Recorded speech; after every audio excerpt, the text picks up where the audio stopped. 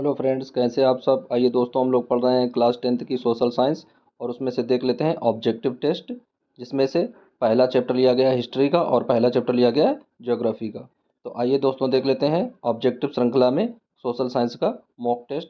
तो देख लेते हैं दोस्तों, पहला क्वेश्चन क्या है।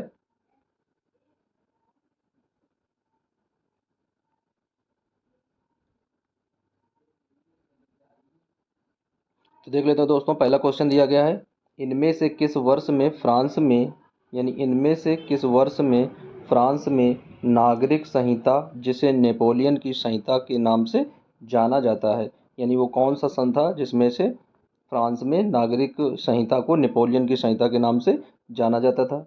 वह सन था 1800 या 1802 या 1804 या 1806। तो दोस्तों, जो आप लोगों को आंसर सही लगे उस आंसर को आप लोग जल्दी से कमेंट बॉक्स में टाइप कर लीजिए। उसके बाद में 5 सेकेंड बाद में हम आंसर इसका क्लियर करेंगे।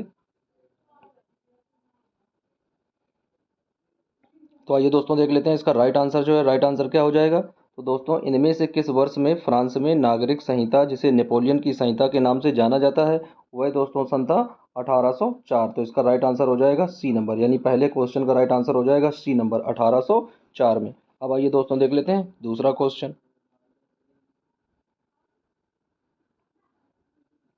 दोस्तों, दूसरा क्वेश्चन दिया गया, फ्रांस में गणतंत्र की घोषणा किस वर्ष में हुई, यानी फ्रांस में गणतंत्र की घोषणा यानी स्वतंत्र कब हुआ, उसमें उसका स्वयं का कानून कब लगा। गणतंत्र क्या होता है, जब उस देश में स्वयं के द्वारा लिखित संविधान का कानून लागू होता है, उसे क्या बोलते हैं, गणतंत्र बोलते हैं। तो देख लेते हैं फ्रांस में कब लागू हुआ गणतंत्र। 1816 में।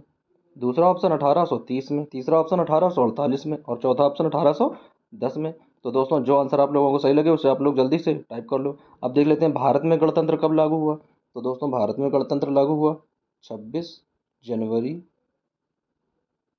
1950 में। तो इसी तरीके से जैसे भारत में गणतंत्र लागू हुआ 26 जनवरी 1950 में, उसी तरीके से फ्रांस में गणतंत्र की घोषणा किस वर्ष में हुई। तो आइए दोस्तों देख लेते हैं इसका जल्दी से राइट आंसर। तो देख लेते हैं दोस्तों, इसका राइट आंसर क्या होगा। यानी पहला ऑप्शन दिया गया 1816, दूसरा दिया गया 1830, तीसरा दिया गया 1848 और चौथा दिया गया 1810। तो इसका राइट आंसर हो जाएगा दोस्तों सी नंबर, यानी 1848 में। फ्रांस में गणतंत्र की घोषणा कब की गई, 1848 में। अब आइए दोस्तों देख लेते हैं तीसरा क्वेश्चन।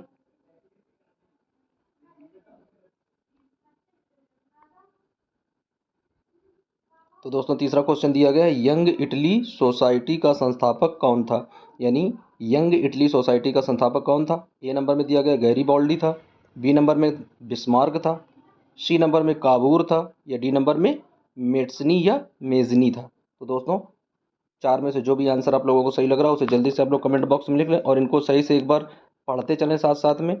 यानी यंग इटली सोसाइटी का संस्थापक कौन था, गैरीबाल्डी, बिस्मार्क, काबूर या मेट्सनी। तो दोस्तों, जल्दी से आप लोग राइट आंसर टाइप कर लो इसका। अब आइए देख लेते हैं दोस्तों, इसका राइट आंसर क्या हो जाएगा। तो क्वेश्चन तीसरे का राइट आंसर हो जाएगा मेट्सनी या मेजनी।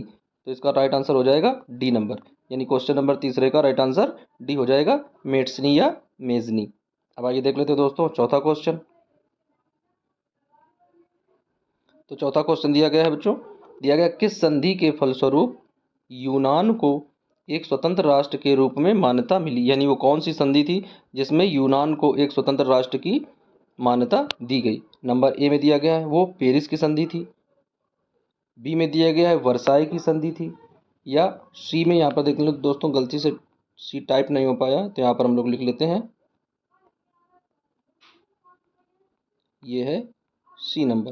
तो सी नंबर दिया गया वियना की संधि, या डी नंबर है कुस्तुनतुनिया की संधि। तो दोस्तों, जो आंसर आप लोगों को सही लग रहा है वो आंसर आप लोग जल्दी से टाइप कर लो। किस संधि के फलस्वरूप यूनान को एक स्वतंत्र राष्ट्र के रूप में मान्यता मिली।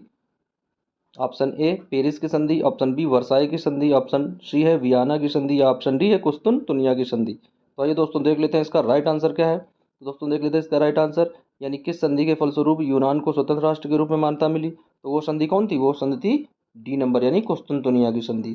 तो राइट आंसर हो जाएगा इसका डी नंबर। तो क्वेश्चन चौथे का राइट आंसर हो जाएगा डी नंबर, कुस्तुनतुनिया।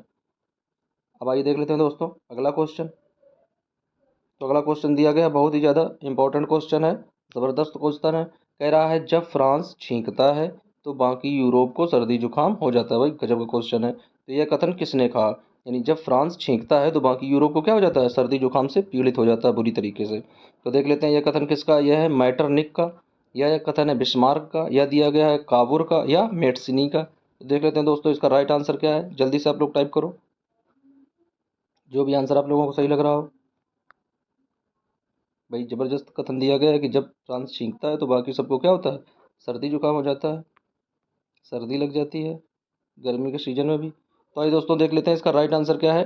तो दोस्तों इसका राइट आंसर हो जाएगा कि जब फ्रांस छींकता है तो बाकी यूरोप को क्या हो जाता है, सर्दी जुकाम। यह कथन किसका है, तो दोस्तों यह कथन जो है, यह कथन बोला है मैटरनिक का। यानी क्वेश्चन नंबर 5वें का राइट आंसर हो जाएगा ए नंबर। मैटरनिक का यह कथन था कि जब फ्रांस छींकता है तो बाकी यूरोप को क्या हो जाता है, सर्दी एवं खांसी जुकाम। अब आइए देख लेते हैं दोस्तों क्वेश्चन नंबर 6वां। दोस्तों क्वेश्चन नंबर 6वां दिया गया फ्रांस की क्रांति कब हुई। बहुत ही ज़बरदस्त क्वेश्चन है। 1788 में हुई, या 1789 में हुई, या 1790 में हुई, या 1787 में हुई। तो जो आंसर बच्चों सही लग रहा है उस आंसर को आप लोग जल्दी से टाइप कर लो। 6वां क्वेश्चन है,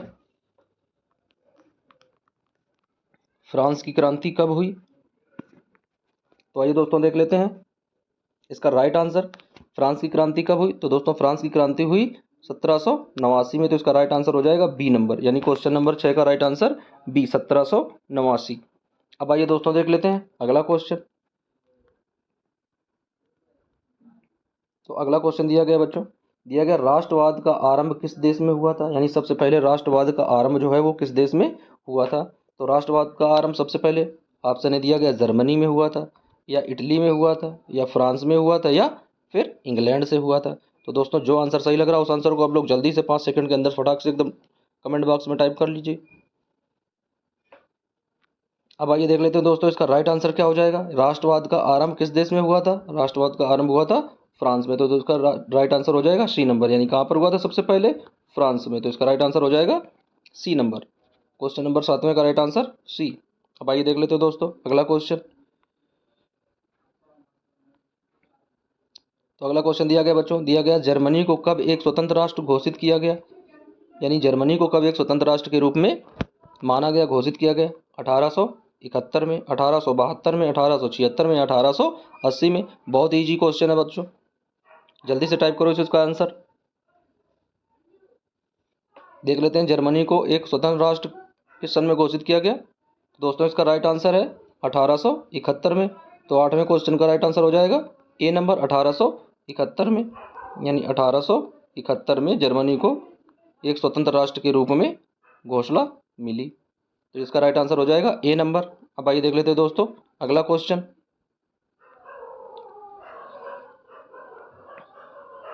तो अगला क्वेश्चन दिया गया बच्चों, दिया गया जर्मनी के एकीकरण में मुख्य भूमिका किसकी थी। तो आइए दोस्तों देख लेते हैं जर्मनी के एकीकरण में मुख्य भूमिका किसकी थी। नंबर 1 दिया गया है ऑटो वॉन बिस्मार्क की, बी नंबर दिया गया है काइजर विलियम प्रथम की, या हिटलर की थी, या मेटसिनी की थी। तो दोस्तों जो भी आंसर इसका सही लग रहा है उसका आंसर आप लोग जल्दी से कमेंट बॉक्स में लिख लें। आंसर ए, बी, सी या डी। तो देख लेते हैं दोस्तों इसका राइट आंसर क्या हो जाएगा। क्या दिया गया जर्मनी के एकीकरण में मुख्य भूमिका किसकी थी। तो जर्मनी के एकीकरण में जो मुख्य भूमिका निभाने वाले व्यक्ति थे वो कौन थे, ऑटो वॉन बिस्मार्क। तो इसका राइट आंसर हो जाएगा ए नंबर, यानी वे व्यक्ति कौन थे, ऑटो वॉन बिस्मार्क। यानी बिस्मार्क ने, बिस्मार्क, इस तरीके से। दोस्तों इनको कमेंट बॉक्स में लिखते चलिए। यदि एक बार हम ये लोग लिख लेंगे, यानी जर्मनी के एकीकरण में मुख्य भूमिका किसकी थी, यदि एक बार हम लोग लिख लेंगे बिस्मार्क, तो ये चीज़ें हम लोगों के दिमाग में सदैव बनी रहेंगी। अब आइए देख लेते हैं दोस्तों इसका अगला क्वेश्चन। अगला क्वेश्चन दोस्तों बहुत ही इजी क्वेश्चन है और ये सभी बच्चों का सही आंसर इसका होना चाहिए। दिया गया नेपोलियन का संबंध किस देश से है। यानी नेपोलियन जो है वो किस देश से संबंधित है, जर्मनी से हैं, इटली से हैं, फ्रांस से हैं, या फिर इंग्लैंड से हैं। बहुत ही नंबर 1 का क्वेश्चन है दोस्तों, सभी बच्चों को ये क्वेश्चन आता होगा जिसने भी एक बार अगर बुक उठाकर पढ़ाई की है। तो आइए दोस्तों देख लेते हैं इसका राइट आंसर क्या है। तो नेपोलियन का संबंध किस देश से है दोस्तों, तो नेपोलियन का संबंध जो है दोस्तों वो है फ्रांस देश से। बिल्कुल राइट आंसर, सभी बच्चों का, काफ़ी बच्चों ने सही आंसर दिया है। क्या है, फ्रांस है। तो लिख लेंगे फ्रांस। नेपोलियन किस देश से संबंधित है, फ्रांस से संबंधित है। उसका राइट आंसर हो जाएगा सी नंबर, यानी क्वेश्चन 10 का राइट आंसर सी। अब आइए दोस्तों देख लेते हैं अगला क्वेश्चन। तो अगला क्वेश्चन दिया गया दोस्तों, दिया गया इटली का एकीकरण किसके नेतृत्व में हुआ। यानी इटली का जो एकीकरण है वो किसके नेतृत्व में हुआ। तो लिखा है ज्यूसेppe गैरिबाल्डी के, या बिस्मार्क के, या नेपोलियन के, या फिर विलियम प्रथम के। ये जो दिया गया दोस्तों ये प्रथम है, फर्स्ट बना है। तो दोस्तों जो भी आंसर सही लग रहा हो इसका आंसर आप लोग जल्दी से कमेंट बॉक्स में टाइप कर दें। तो ये देख लेते हैं दोस्तों 11वें क्वेश्चन का राइट आंसर क्या हो जाएगा। यानी इटली का एकीकरण किसके नेतृत्व में हुआ। तो इटली का एकीकरण जो हुआ वो किसके नेतृत्व में हुआ, ज्यूसेppe गैरिबाल्डी। यानी इसका राइट आंसर हो जाएगा ए नंबर। वो कौन से व्यक्ति थे, ज्यूसेppe गैरिबाल्डी। तो इसका राइट आंसर हो जाएगा ए नंबर, यानी क्वेश्चन नंबर 11वें का राइट आंसर ए, ज्यूसेppe गैरिबाल्डी। दोस्तों इन सब आंसर को आप लोग कमेंट बॉक्स में लिखते चलिए, तो ये नाम जो है एक बार माइंड में फिट हो जाएंगे, मेमोराइज हो जाएंगे। अब आइए देख लेते हैं दोस्तों अगला क्वेश्चन। अगला क्वेश्चन दिया गया है, दिया गया 1848 की फ्रांसीसी राज्य क्रांति के फलस्वरूप। यानी 1848 में जो फ्रांस में राज्य क्रांति हुई थी उसका क्या परिणाम हुआ था। ए नंबर दिया गया निरंकुश राजतंत्र की स्थापना हुई थी, या सीमित राजतंत्र की स्थापना हुई थी, या सैन्य शासन की स्थापना हुई थी, या फिर गणतंत्र की स्थापना हुई थी। तो बच्चों चार ऑप्शन में से जो ऑप्शन आप लोगों को सही लग रहा है उसे जल्दी से आप लोग कमेंट बॉक्स में टाइप कर लें। फिर उसके बाद में देखते हैं दोस्तों इसका राइट आंसर क्या होगा। तो आइए देख लेते हैं क्वेश्चन नंबर 12वें का राइट आंसर क्या हो जाएगा। यानी 1848 में फ्रांसीसी राज्य क्रांति का फलस्वरूप, यानी इसका परिणाम स्वरूप क्या हुआ था। तो इसका आंसर हो जाएगा दोस्तों गणतंत्र की क्या हुई थी, स्थापना हुई थी। तो राइट आंसर हो जाएगा डी नंबर, क्या हुआ था, गणतंत्र की स्थापना हुई थी। यानी 1848 की फ्रांसीसी राज्य क्रांति के फलस्वरूप फ्रांस में गणतंत्र की स्थापना की गई थी। आइए दोस्तों देख लेते हैं इसका अगला क्वेश्चन।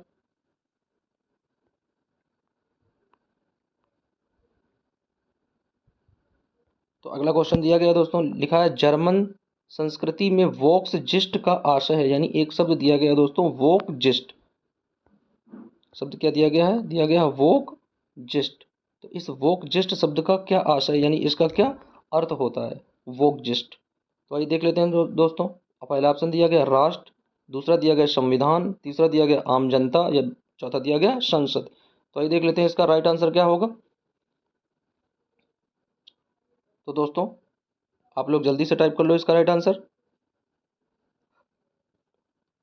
अब आइए देख लेते हैं दोस्तों इसका राइट आंसर क्या हो जाएगा। क्वेश्चन 13 का राइट आंसर, जर्मन संस्कृति में वोकजिस्ट का आशय क्या होता है। वो आशय होता है दोस्तों राष्ट्र से। यानी वोकजिस्ट किसे कहते हैं, राष्ट्र को कहते हैं, उस नेशन को। तो राइट आंसर हो जाएगा ए नंबर। उसे किसे कहते हैं दोस्तों, राष्ट्र को कहते हैं। तो राइट आंसर ए नंबर, राष्ट्र मीन्स नेशन, इस तरीके से नेशन होता है। अब आइए दोस्तों देख लेते हैं अगला क्वेश्चन। तो अगला क्वेश्चन दिया गया दोस्तों, दिया गया है क्वेश्चन नंबर 14, दिया गया संसदीय प्रजातंत्र की स्थापना किस देश में सर्वप्रथम हुई। यानी संसदीय प्रजातंत्र जो है उसकी स्थापना सर्वप्रथम किस देश में हुई थी। नंबर ए में दिया गया इटली में, बी में दिया गया इंग्लैंड में, सी में दिया गया फ्रांस में, या डी में दिया गया है जर्मनी में। तो दोस्तों देख लेते हैं इसका राइट आंसर क्या होगा क्वेश्चन नंबर 14 का। जो भी आंसर दोस्तों लग रहा हो सही उस आंसर को आप लोग कमेंट बॉक्स में टाइप कर सकते हैं, या आप पेन कापी साथ में लेकर बैठें, उसे आप लोग हाथ से लिखते रहिए। लिखने से चीज़ें दिमाग में एक बार फिट हो जाती हैं। तो आइए देख लेते हैं दोस्तों इसका राइट आंसर क्या हो जाएगा। यानी संसदीय प्रजातंत्र की स्थापना, संसदीय प्रजातंत्र की स्थापना किस देश में सर्वप्रथम हुई थी। तो आइए देख लेते हैं दोस्तों इसका राइट आंसर हो जाएगा बी नंबर, इंग्लैंड में। तो इसका राइट आंसर हो जाएगा दोस्तों बी नंबर, इंग्लैंड में। इंग्लैंड में सर्वप्रथम क्या हुआ था, संसदीय प्रजातंत्र की स्थापना हुई थी। अब आइए देख लेते हैं दोस्तों इसका अगला क्वेश्चन। तो अगला क्वेश्चन दिया गया है दोस्तों, दिया गया है ज्यूसेppe मैट्सिनी के द्वारा स्थापित गुप्त संगठन का नाम क्या था। यानी ज्यूसेppe मैट्सिनी जो थे उनके द्वारा स्थापित गुप्त संगठन का नाम क्या था। Young Italy, young France, young Prussia, या यंग जर्मनी। बहुत ही आसान क्वेश्चन है दोस्तों। अभी इसके पहले हम इस मैट्सिनी के द्वारा जो संस्था चलाई जा रही थी उसको क्वेश्चन को हल कर चुके हैं। अब देख लेते हैं इसका आंसर क्या हो जाएगा राइट आंसर। दोस्तों इसका राइट आंसर है यंग इटली। यानी क्वेश्चन नंबर 15 का आंसर नंबर क्या हो जाएगा, ए नंबर, यंग इटली। यानी ज्यूसेppe मैट्सिनी के द्वारा कौन सी संस्था चलाई जा रही थी, यंग इटली। अब आइए देख लेते हैं दोस्तों इसका अगला क्वेश्चन। ये क्वेश्चन बहुत ही ज़्यादा इंपॉर्टेंट है दोस्तों, और ये क्वेश्चन स्टार बना लेना है, इस बहुत ही इंपॉर्टेंट है इस तरीके से।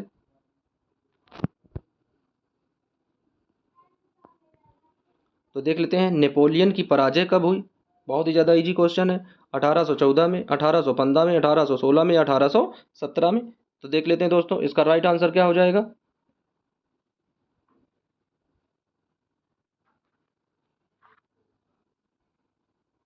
तो दोस्तों देख लेते हैं इसका राइट आंसर।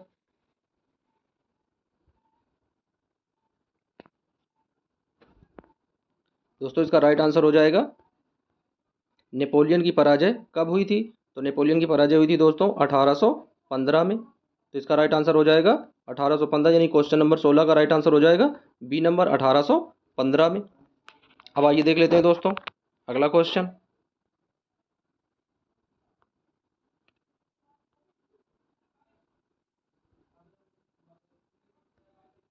तो अगला क्वेश्चन दिया गया दोस्तों, दिया गया 1871 में जर्मनी का प्रथम सम्राट घोषित किया गया। यानी 1871 में जर्मनी का जो प्रथम सम्राट है वो किसे घोषित किया गया था। घोषित किया गया था विलियम प्रथम को, या विलियम द्वितीय को, या विल्हेम प्रथम को, या विल्हेम फोर्थ को, चतुर्थ को। तो देख लेते हैं दोस्तों इसका राइट आंसर क्या होगा। जो आंसर आप लोगों को राइट लग रहा है उस आंसर को आप लोग जल्दी से कमेंट बॉक्स में टाइप कर लें। अब आइए देख लेते हैं दोस्तों इसका राइट आंसर क्या हो जाएगा। तो दोस्तों इसका राइट आंसर हो जाएगा, यानी 1871 में जर्मनी का प्रथम सम्राट किसे घोषित किया गया। तो आंसर हो जाएगा ए नंबर, यानी विलियम प्रथम को। तो क्या आ जाएगा यहाँ पर, विलियम प्रथम, यानी क्वेश्चन नंबर 17 का राइट आंसर हो जाएगा ए नंबर, विलियम प्रथम। अब आइए देख लेते हैं दोस्तों अगला क्वेश्चन। तो अगला क्वेश्चन दिया गया दोस्तों, दिया गया है 1889 में फ्रांस किस प्रकार का राज्य था। असीमित राजतंत्र था, सीमित राजतंत्र था, या प्रजातंत्र था, या फिर गणतंत्र था। तो दोस्तों जो आंसर आप लोगों को सही लग रहा है उस आंसर को आप लोग टाइप कर सकते हैं। तो आइए देख लेते हैं दोस्तों इसका राइट आंसर क्या हो जाएगा। तो दोस्तों इसका राइट आंसर हो जाएगा 1889 में फ्रांस किस प्रकार का राज्य था। 1889 में तो वह कैसा था, एक सीमित राजतंत्र था। क्या था, एक, यहाँ पर आ जाएगा दोस्तों सीमित राजतंत्र। तो इस तरीके से इसका राइट आंसर हो जाएगा बी नंबर। 1889 में फ्रांस किस प्रकार का राज्य था, सीमित राजतंत्र।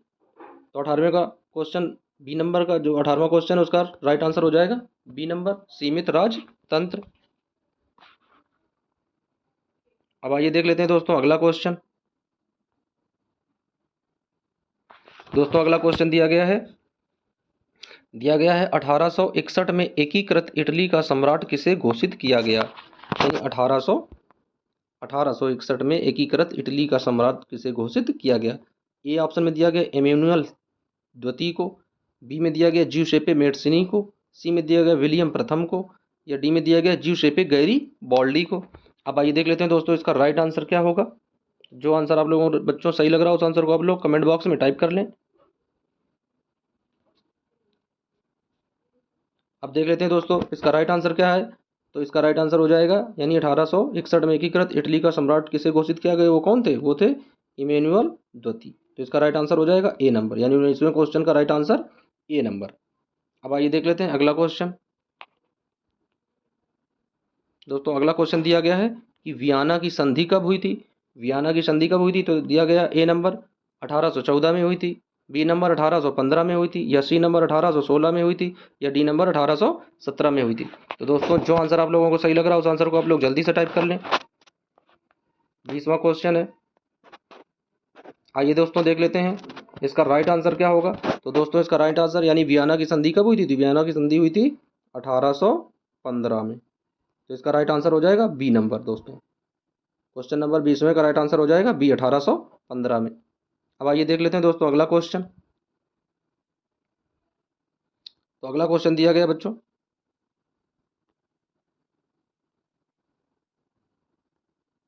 अगला क्वेश्चन दिया गया उदारवाद से क्या तात्पर्य है। तो नंबर ए में दिया गया निजी संपत्ति का अभाव, बी में दिया गया है राज्य द्वारा निजी गतिविधियों पर पाबंदी, सी में दिया गया व्यक्ति को स्वतंत्र तथा कानून के समक्ष समानता, या डी में दिया गया कुछ लोगों के हाथ में शासन की शक्ति। अब आंसर, जो भी आंसर सही है बच्चों उस आंसर को आप लोग कमेंट बॉक्स में टाइप कर लें। उसके बाद में देख लेते हैं इसका राइट आंसर क्या होगा। तो दोस्तों इसका राइट आंसर हो जाएगा उदारवाद से क्या तात्पर्य है। तो उदारवाद से व्यक्ति को स्वतंत्र तथा कानून के समक्ष में समानता होनी चाहिए। तो इसका राइट आंसर हो जाएगा सी नंबर, यानी क्वेश्चन नंबर 21 का राइट आंसर हो जाएगा सी नंबर। अब आइए देख लेते हैं दोस्तों अगला क्वेश्चन।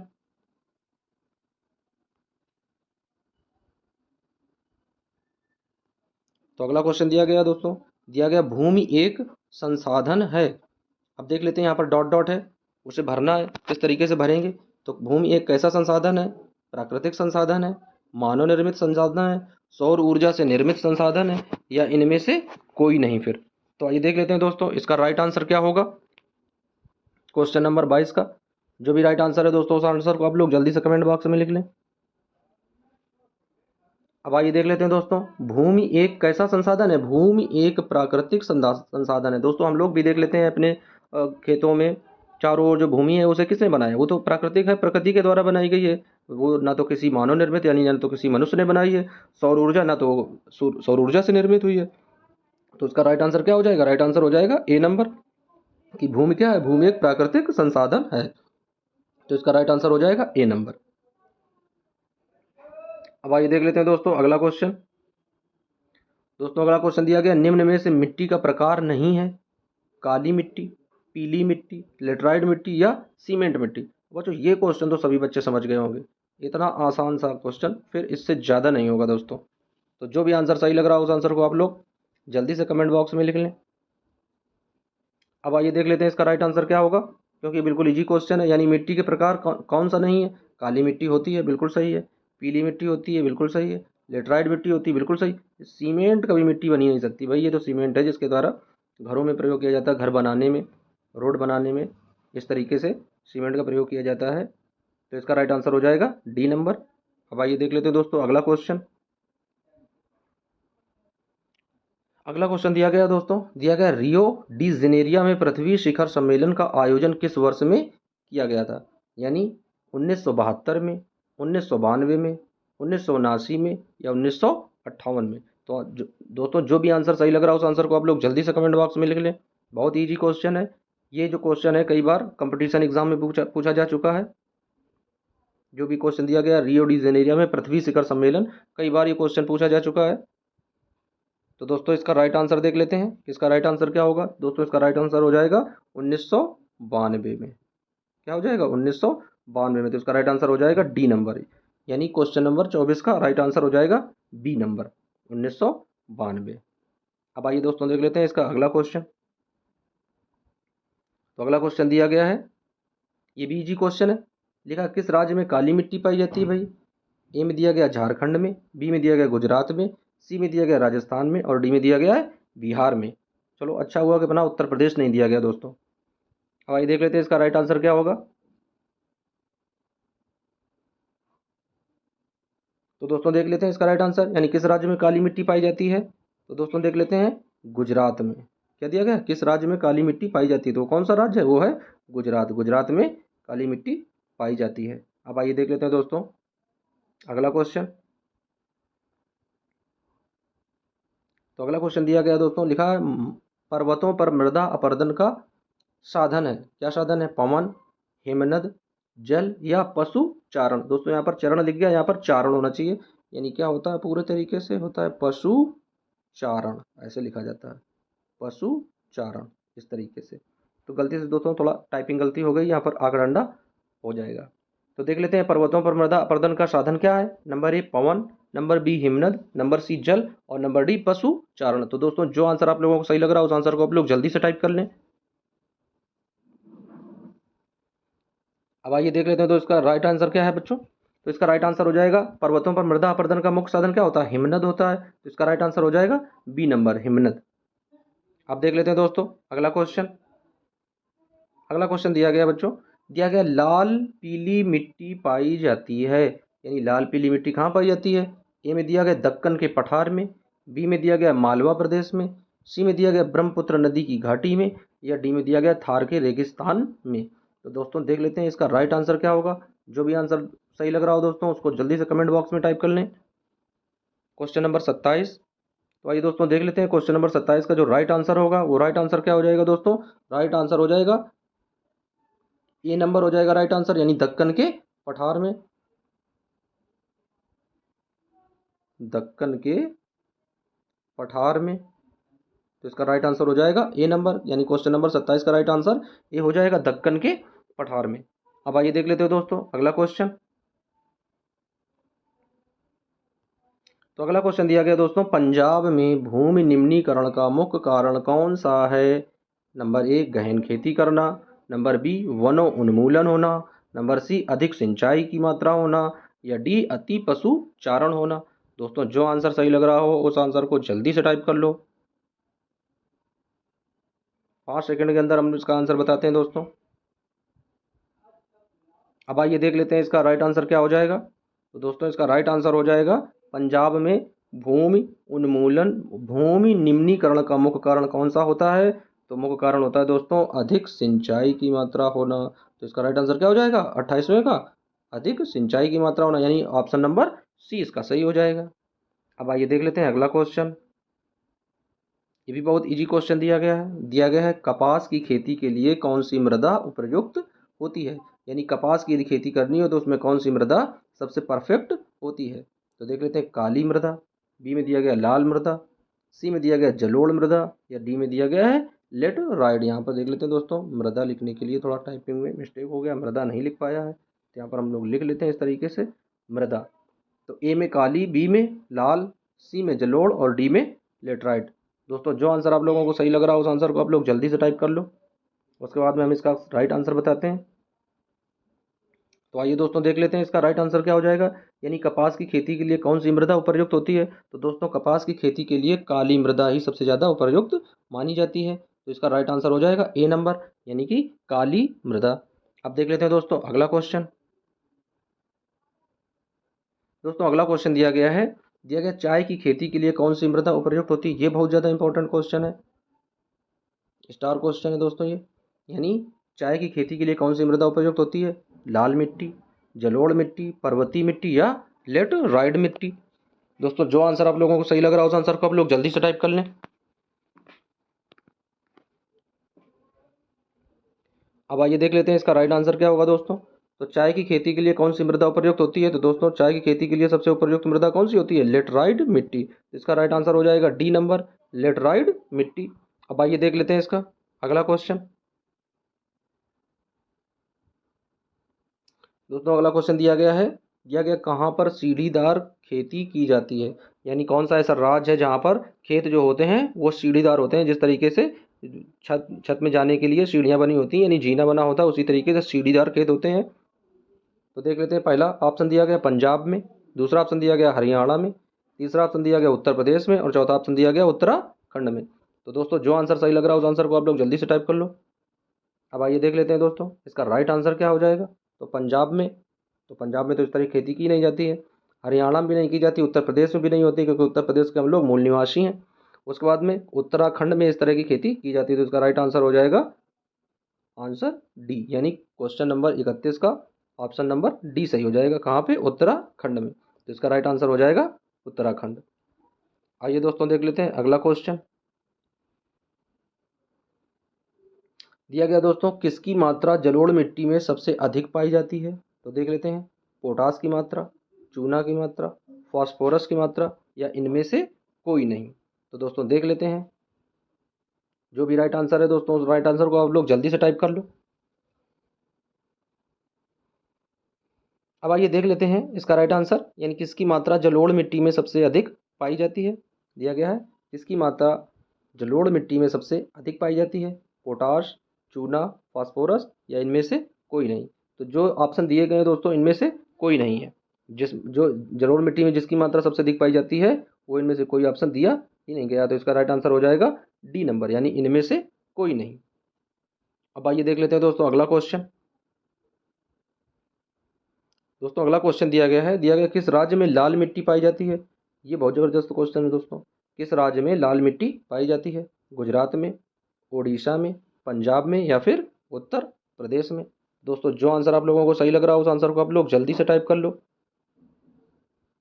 किस राज्य में लाल मिट्टी पाई जाती है? बहुत ही ईजी क्वेश्चन है, आप लोग जल्दी से कमेंट बॉक्स में टाइप करते रहिए, या फिर पेन कापी साथ में लेकर बैठिए और अपने पेन से डायरेक्ट उसको आंसर को लिखते रहिए। क्योंकि लिखने से वो चीज़ें एक बार जो चीज़ें हम लोग लिखते हैं उसके बाद में देखते हैं उसके बाद में पढ़ते हैं तो वो चीज़ें हम लोगों के माइंड में ज़्यादा आ जाती हैं, ज़्यादा दिन तक वो चीज़ें याद रहती हैं।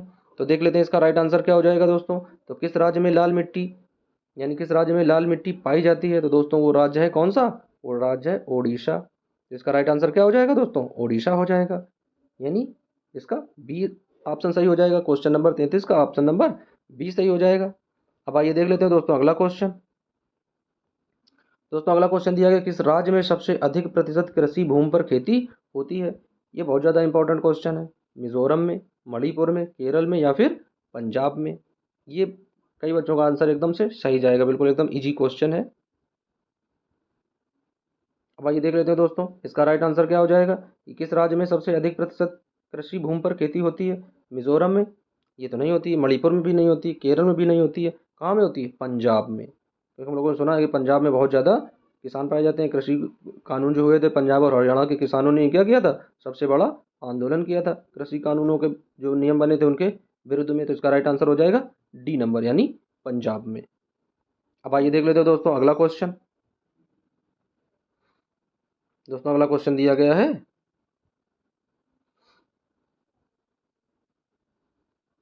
अगला क्वेश्चन दिया गया है, किस राज्य में काली मृदा मुख्य रूप से पाई जाती है? ऑप्शन ए में दिया गया जम्मू कश्मीर में, ऑप्शन बी में दिया गया राजस्थान में, ऑप्शन सी में दिया गया महाराष्ट्र में, ऑप्शन डी में दिया गया है झारखंड में। तो दोस्तों जो भी आंसर आप लोगों को सही लग रहा है उस आंसर को आप लोग जल्दी से बता दें।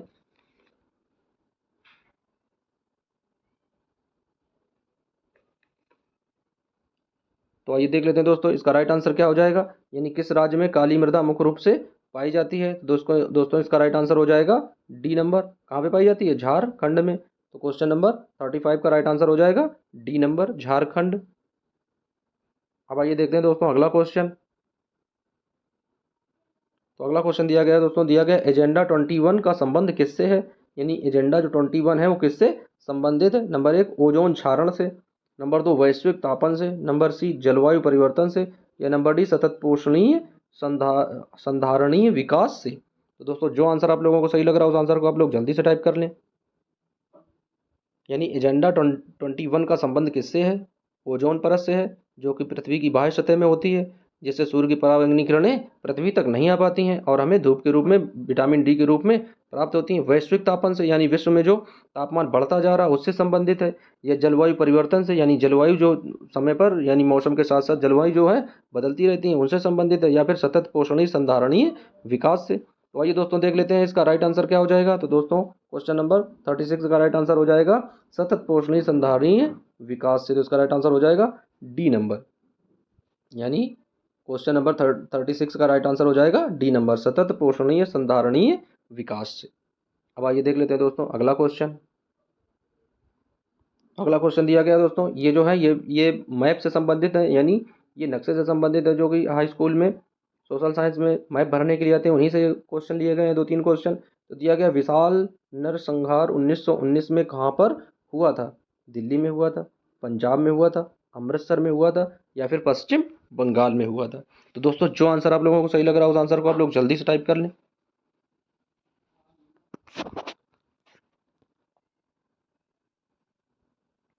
अब आइए देख लेते हैं दोस्तों इसका राइट आंसर क्या होगा। तो देख लेते हैं क्या दिया गया विशाल नरसंहार 1919 कहाँ पे हुआ था? दिल्ली में तो हुआ नहीं था, पंजाब में भी नहीं हुआ था, कहाँ पे हुआ था? अमृतसर में।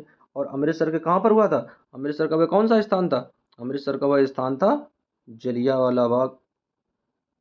कौन सा था? जलिया जलियांवाला बाग हत्याकांड, जहां पर जनरल डायर ने क्या किया था? एक भारतीय सभा में उन्होंने गोली चलाने का आदेश दे दिया था, शूट आउट करने का। तो उसमें से विशाल नरसंहार हुआ था, यानी सैकड़ों लाखों लोग मारे गए थे। अब आइए दोस्तों देख लेते हैं तो क्वेश्चन नंबर 37 का राइट आंसर क्या हो जाएगा? अमृतसर। अब आइए देख लेते हैं अगला क्वेश्चन। दोस्तों अगला क्वेश्चन दिया गया है, वह स्थान जहां भारत का सर्वोच्च न्यायालय स्थित है। बिल्कुल इजी क्वेश्चन है। कोलकाता में, मुंबई में, कानपुर में, या फिर दिल्ली में? तो दोस्तों जो आंसर आप लोगों को सही लग रहा है उस आंसर को आप लोग जल्दी से टाइप कर लें। वह स्थान जहां भारत का सर्वोच्च न्यायालय स्थित है। तो आइए दोस्तों देख लेते हैं इसका राइट आंसर क्या होगा। तो दोस्तों इसका राइट आंसर हो जाएगा, भारत का सर्वोच्च न्यायालय कहाँ पर स्थित है? दिल्ली में। तो इसका राइट आंसर हो जाएगा डी नंबर, यानी क्वेश्चन नंबर 38 का राइट आंसर हो जाएगा डी यानी दिल्ली। अब सर्वोच्च न्यायालय क्या होता है दोस्तों? सर्वोच्च न्यायालय को बोलते हैं सुप्रीम कोर्ट। तो सुप्रीम कोर्ट SC ये कहाँ पर है? सुप्रीम कोर्ट ये है दिल्ली में। और हाई कोर्ट कहाँ पे है? HC हाई कोर्ट कहाँ है? ये है प्रयागराज। पहले इलाहाबाद हुआ करता था, अब क्या हो गया? अब हो गया है प्रयागराज। तो अब ये कहाँ पर हो गया है? प्रयागराज में। तो भारत का सुप्रीम कोर्ट जो है, सर्वोच्च न्यायालय, वो कहाँ पर है? दिल्ली में है। अब आइए दोस्तों देख लेते हैं अगला क्वेश्चन।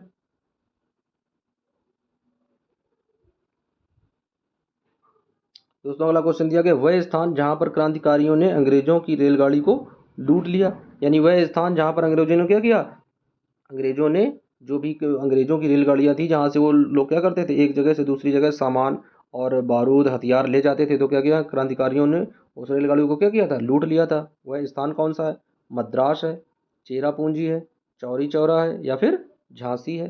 दोस्तों जो ऑप्शन आप लोगों को सही लग रहा है वो ऑप्शन आप लोग जल्दी से कमेंट बॉक्स में लिख लें, या फिर पेन कापी यदि साथ में लेकर बैठे हैं तो फटाफट अपने पेज में लिखते चलें कि कौन सा ऑप्शन इसका सही हो रहा है। तो आइए दोस्तों देख लेते हैं इसका राइट आंसर क्या होगा। यानी वह स्थान जहां पर क्रांतिकारियों ने अंग्रेजों की रेलगाड़ी को क्या किया? लूट लिया। वह स्थान था दोस्तों चौरा चौरी। तो इसका राइट आंसर हो जाएगा सी, यानी क्वेश्चन 39 का राइट आंसर हो जाएगा सी नंबर। अब आइए दोस्तों देख लेते हैं फाइनल क्वेश्चन। और दोस्तों ये क्वेश्चन दिया गया है, भारतीय राष्ट्रीय कांग्रेस का प्रथम अधिवेशन कहाँ पर हुआ? बहुत ही इंपॉर्टेंट क्वेश्चन है दोस्तों। भारतीय राष्ट्रीय कांग्रेस का प्रथम अधिवेशन कहाँ पर हुआ? इस तरह के क्वेश्चन सदैव मैप में भरने के लिए आते थे और आते हैं। ए नंबर दिया गया है नागपुर में, बी दिया गया मुंबई में, सी दिया गया लाहौर में, और डी दिया गया है लखनऊ में। तो आइए दोस्तों देख लेते हैं इसका राइट आंसर क्या होगा। पहले आप लोग गेस करिएगा कि इसका राइट आंसर क्या होगा और कमेंट बॉक्स में लिखिएगा।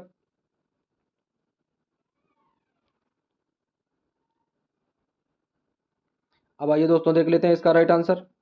तो भारतीय राष्ट्रीय कांग्रेस का प्रथम अधिवेशन कहाँ पर हुआ था? नागपुर, मुंबई, लाहौर, या फिर लखनऊ। तो दोस्तों इसका राइट आंसर जो है वो दिया गया है बी नंबर, यानी कि मुंबई में। भारतीय राष्ट्रीय कांग्रेस का प्रथम अधिवेशन कहाँ पर हुआ था? मुंबई में। मुंबई में। तो इस तरीके से दोस्तों हम लोगों ने क्लास 10th के सोशल साइंस के 40 महत्वपूर्ण बहुविकल्पी क्वेश्चंस को हल कर लिया। दोस्तों आप लोगों के जो भी स्कोर रहे हों, उन स्कोर्स को आप लोग या तो कमेंट बॉक्स में बताएं, या फिर अपने पिन कापी से लिखते रहें किसके 40 में किसके सही आए हैं। किसी के 35 है तो 35/40 लिख कर भेजें, किसी के यदि 37 हैं, 38 हैं, जिसका जो आंसर आया वो कमेंट बॉक्स में ज़रूर करके भेजें। तो दोस्तों इस तरीके से आप लोग 40 महत्वपूर्ण सोशल साइंस के क्वेश्चन हम लोग देख चुके हैं दोस्तों। अब नेक्स्ट वीडियो में इसके अगले चैप्टर क्लियर होंगे। तो दोस्तों इसी तरीके से वीडियो को बराबर अच्छी तरीके से देखते रहिए और साथ में नोट भी करते रहिए। यदि नोट नहीं कर रहे हैं तो आप लोग कमेंट बॉक्स में कमेंट करते रहिए। अब दोस्तों अगले वीडियो में मिलते हैं, जब तक के लिए गुड नाइट।